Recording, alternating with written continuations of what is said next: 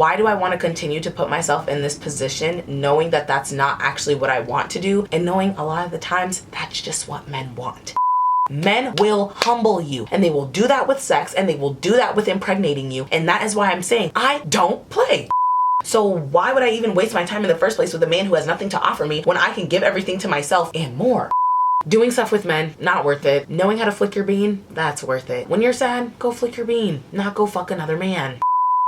No such thing as a life that's better than yours. Left yours. No such thing as a life that's better than yours. No such thing, no such thing. Jumbo everyone, welcome back, and in today's video I'm going to be talking about my abstinence journey plus 2 years later and what I've learned. So without further ado, let's get started. We have finally made it to 2 years. It would have been 3 if I wasn't a dumb bitch, but anyways, we have made it to 2 years abstinence, and I'm just like, let me go for 3.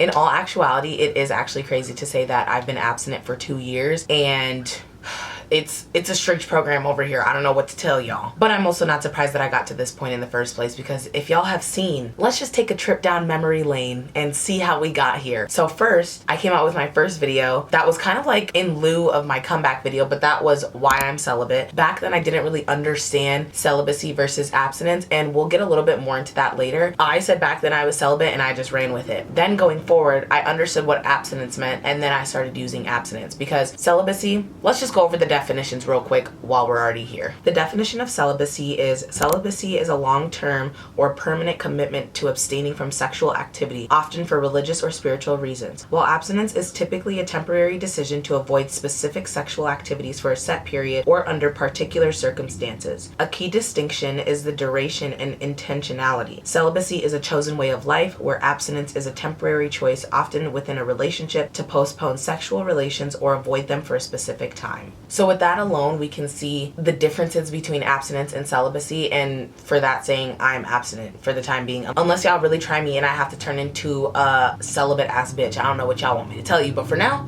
we're talking about abstinence. So of course I made that video back then, why I'm celibate, then why I'm abstinent 1 year later, and the journey and everything like that. I broke my abstinence and it wasn't worth it. Why being horny is dangerous. The popularization of unprotected fornication. My abstinence journey 1 year later again, and now we're here, which is kind of crazy to say again that it's been 2 years since I've done the deed. But with saying that, I've definitely learned a lot about myself, and y'all know me, I'm very vocal when it comes to people who, not flack on people who are abstinent, but just don't understand why. And I think that's because, like I've said so many times in all my videos, if you guys take out sex within your relationship, you start to understand that that is the basis of your relationship. And a lot of people don't want to hear that. They don't want to hear the hard truth, but sorry, I gotta say it. Again, if you're new here, the reason why I decided to become abstinent was after breaking up with my ex, and I realized that going forward I didn't really have good sexual experiences. And with saying that, it's why do I want to continue to put myself in this position knowing that that's not actually what I want to do, and knowing a lot of the times that's just what men want. So I'm gonna find the video and put it in here on when I first decided that I was gonna become abstinent, because I had been seeing some discourse around it, but I didn't really know how that could apply to me. And then it kind of just like clicked in my head that like I don't really want to have sex.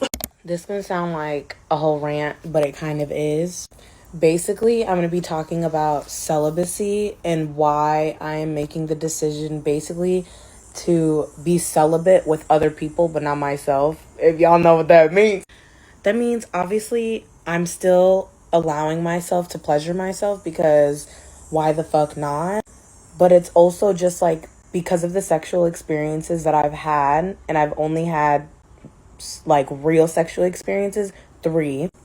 And with those, a lot of things have taught me about my body and what I like and what I don't like.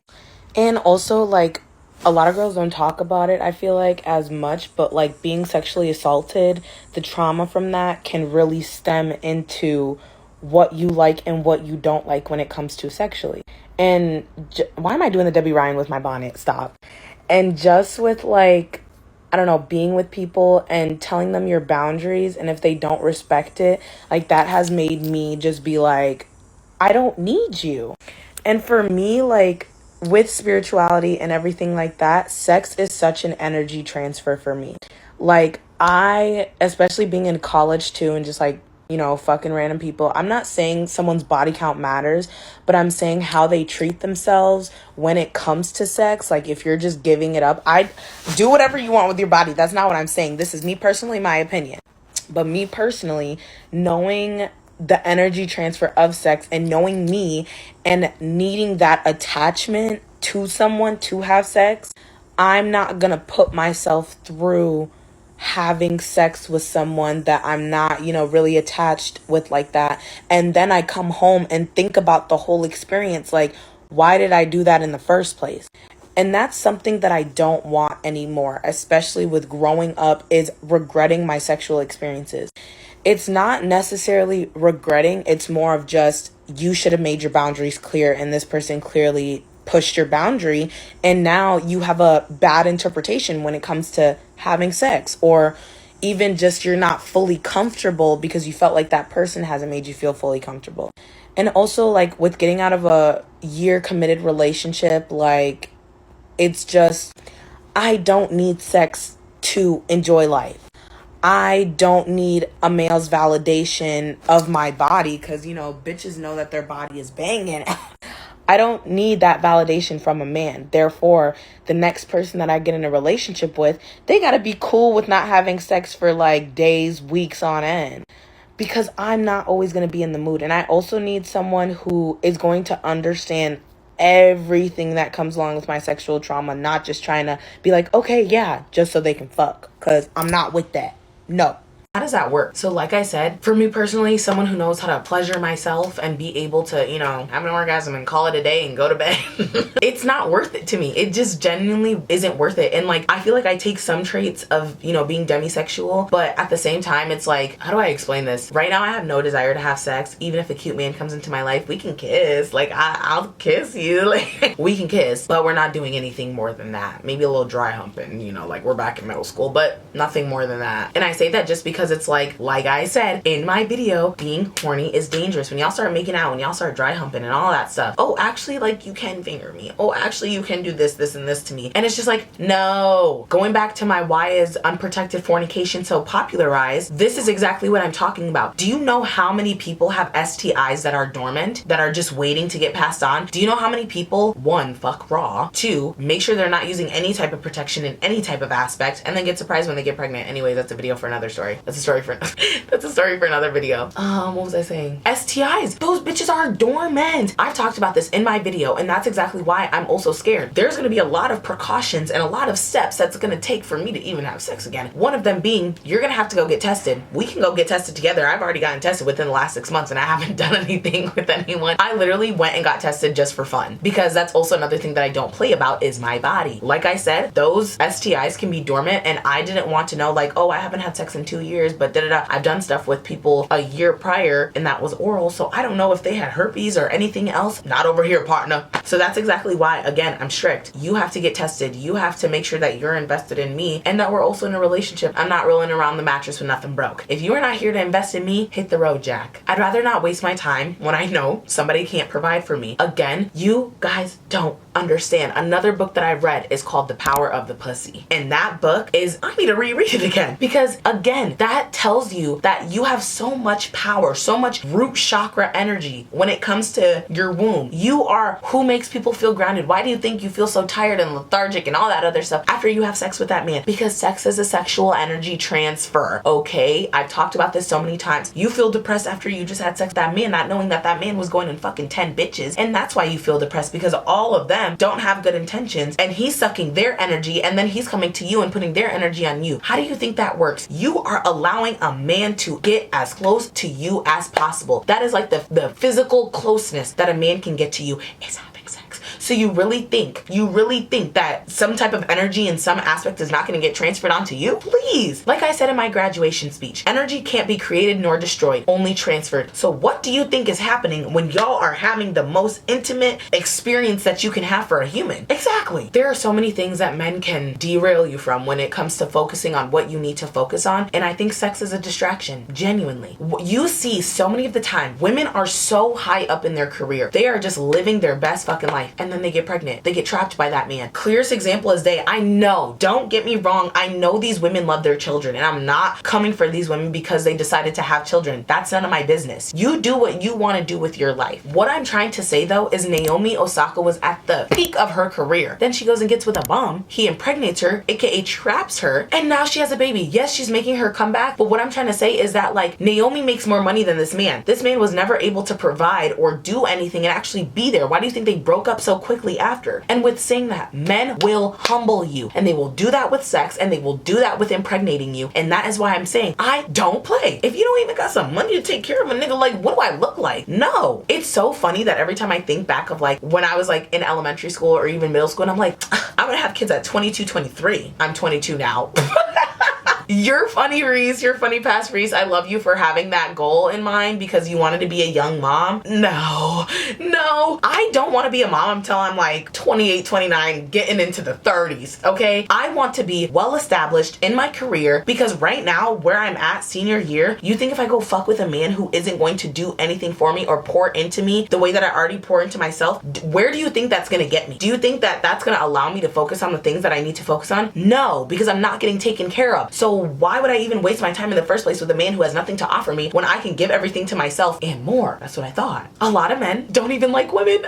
They don't even like women. They're DL. They actually just hate women, or they're gay and in the closet. DL. Like they're all matching, because that's why I'm just saying, like, a lot of these men don't like women. And when you see a hyper overly sexual man, he's DL. Because why are you fucking so many women? Because you just can't live in your truth. Don't blame that on me. And I have a whole nother video that I can make about Christian women who are low-key DL, especially the conservative ones, because they say that being gay is a choice, but then they're sitting there and choosing to be straight when they really want to be gay. Then they're mad at people for living in their truth. Haven't you seen people who literally like feel some type of way because they see people living in their truth and they never allowed themselves to do that in the first place? Just because you want to go have sex and use your body as a commodity, don't get mad at me when I say something about it on why you're depressed, because you're probably having sex with all these people and all the energy is getting transferred onto you. What else do you want me to tell you? I haven't been on any dating websites in over a year, and I think that for me, it's needed. It's needed. As bored as I get sometimes, and I'm like, oh, let me just see my options. No, it's not worth it. If you really want to meet me or to whatever, you will make a plan. If you're really wanting to slide into those DMs and get to know me, you will make a plan. I am not interested in any man going forward who does not allow me to bask in my femininity. We're not doing that anymore. And it will be a cold day in hell when you see me post a man. That means that he is doing everything for me plus more. And that's all I gotta say. And yes, I will talk about Nick and Landria every single opportunity I get because they are my dream couple. I love them. Nobody is understanding that Alandria is genuinely changing the dating game for Black women and showing us that we do deserve to be loved. We do deserve to be seen and shown off, and also like taken care of and growing together. If y'all don't know, Nick's dad reads all of Alandria's contracts. He reads all of her contracts and makes sure that she gets what she deserves. If a man isn't like pulling you up with him and making you on the highest status, and also let's just see the way that Nick treats Alandria. I love it. And again, I just like to say that I've been a stan since the beginning. And look at them now, the only couple to last. They are genuinely the only couple and the only people from season 7 that I actually keep up with because I actually care about them. Everybody else, I don't give a damn. You guys have shown your ass time and time again. And I even think with Nick and how uncomfortable he was around Pepe and Brian at New York Fashion Week and all that stuff, it shows that he knows. He knows. Nick is also a master manifester, just how Alandria is. And I genuinely think like Alandria, with her saying like, you know, I rejected it every single year to go on. It wasn't her time, but the universe like just pushed her. Whoever's looking out for Alandria, like that's the type of spiritual realm people I need on my team. I probably already got them and not just know it like that and just, you know, waiting for my manifestations to carry out. At the same time, it's like, oh my gosh, Alandria speaks something, or you can go back in her past tweets and boom, she made it into fruition. And that's exactly what everybody needs to be on. But again, Alandria was single for 5 years. 5 years. That girl took her time. She healed. She did what needed to be done. And then look at her now, living her best life. And that is the exact advice that I have to all these women, is that it doesn't matter. It doesn't matter if you're with a man, you break up with him and you find a new man. Girl, cool, go ahead. But if you're not healing from the shit that happened in your past relationship, you're going to continue to bring those cycles into your new relationship, and it's just going to be a repeating cycle and lesson. Like I said, the way that Nick treats Alandria is the way that all girls want to be treated. Let's be real, which is why we have all the white girls getting mad that he's treating her the way she deserves to be treated. And that's exactly exactly what I'm saying. I am holding in all of this sexual pent up energy, and I'm going to pour that into YouTube content and everything else, because at the moment right now, I don't have any desire to have sex. I don't. I really don't. Maybe that's just me, and maybe that will break a lot of men's hearts, and maybe they will try to play the game on me and try to see if I'll fold. Good luck. May the best man win. Dead ass. May the best man win. That's all I have to say, because at this point, I'm not going to keep over explaining myself to people who don't want to understand. That's not my job. Too many people have seen this body naked. I'm not doing that no more. I'm not. And it's just like, when you really think about it, with like all the stuff that you've done with people and like all the way back then and all that stuff, I'm just like disgusted with myself. I'm disgusted because majority of the time I was doing it when I didn't want to do it. I was doing it because I felt like this was the only way to feel close to this person, and I didn't even need to be close to that person at all, because they don't have anything in my best interest. So why am I going to keep, like I said, pouring my sexual energy into a man that just wants to harness it and do nothing for me? Where is that getting me? This is exactly why I don't do situationships. We're not gonna do that. You're not gonna waste my time. You're either here, you're gonna invest in me, give me money, and take care of me and provide for me, and then we can talk about boyfriend status, or you can get out my face. This is also why I say I have no issue dating older than me, because if you want to provide for me, you'll provide for me. Niggas my age don't want to provide for me. Girl, I'm 22. I'm 22, about to be 23. What 22, 23-year-old that isn't like famous and well known, especially my age group, what famous person do you know that wants to provide for their women, take care of them, spend money on them, spoil them? It's kind of hard in this age group right now. That's why I'm saying let me go a little older. I wouldn't even mind. But you also gotta act like you want to take care of me too. Like, I'm not gonna tell you to take care of me. I'm gonna ask you for it. If you don't give it to me, I'll go find somebody else who will give it to me, or I'll do it my damn self. The word no doesn't work over here in this vocabulary, okay? Again, I've done stuff with too many people. I say too many, but the number's really like less than like 7. And not even have sex. Y'all know my body count is low. But anyways, doing stuff with men, not worth it. Knowing how to flick your bean, that's worth it. When you're sad, go flick your bean, not go fuck another man. I'd like to challenge all the guys into being abstinent, because we all know how men, they will do anything just to get their dick wet. But genuinely, if you want to masturbate, go ahead. I don't know how semen retention works. I know that that's like a whole nother spiritual realm. Go find a man to do all that. I'm here for the girlies. But like I said, I'd really like to challenge men and see if they're able to not have sex for a period of time, even as long as us women, 2 years. Because I've definitely seen a trend now of women coming out and being like, girl, I'm abstinent, I'm celibate, I broke my abstinence to this man and it wasn't worth it. And this one girl, oh my god, y'all, I'm rambling right now, but this one girl, she lost her virginity to a man that gave her HIV. I'd kill myself. And that's exactly why I'm saying, like, I don't trust these men anymore, because y'all gonna give me HIV. Like, no. Again, to all my girlies, just learn how to flick that bean, girl. I'm telling you, it's much more worth it than having a man there who doesn't know what he's doing and only pleasuring himself. All right. Again, I think I've yapped enough in this video. I really hope y'all enjoyed, and I'll see y'all in my next video. Bye, y'all.